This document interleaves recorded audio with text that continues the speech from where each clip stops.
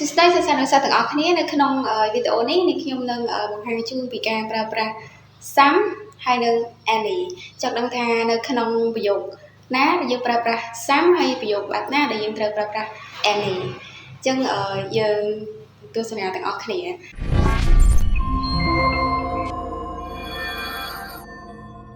ជាទូទៅ some គឺយើងប្រើនៅក្នុងប្រយោគស្របអូខេអញ្ចឹងយើងទៅមើលឧទាហរណ៍ទាំងអស់គ្នា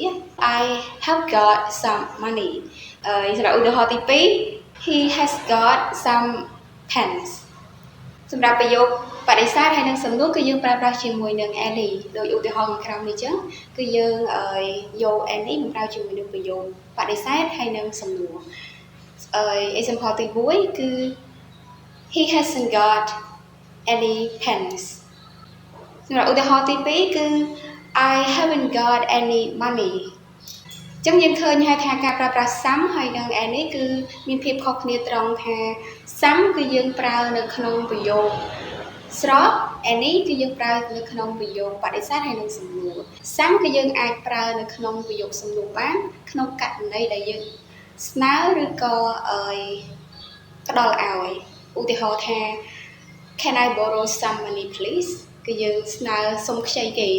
Can you buy some meal please អញ្ចឹងគឺយើងអាចប្រើ any នៅក្នុងប្រយោគសំណួរនឹងបានទេគឺយើងត្រូវប្រើប្រាស់ some អញ្ចឹងនៅក្នុងវីដេអូនេះខ្ញុំសង្ឃឹមថាបងប្អូនក៏ដូចជាសិស្សានុសិស្សទាំងអស់យល់ពីការប្រើប្រាស់ some ហើយនិង any ថាយើងគួរប្រើបែបណាឲ្យត្រឹមត្រូវជាមួយនឹងប្រយោគនីមួយៗអញ្ចឹងសរុបមកវិញទាក់ទងជាមួយនឹងការប្រើប្រាស់ some ហើយនិង any គឺយើងប្រើជាមួយនឹង plural countable noun ហើយនិង uncountable noun ដែល some គឺយើងប្រើជាមួយនឹងប្រយោគស្របហើយនឹង any គឺយើងប្រើជាមួយនឹងប្រយោគសំណួរហើយនិងបដិសេធសង្ឃឹមថា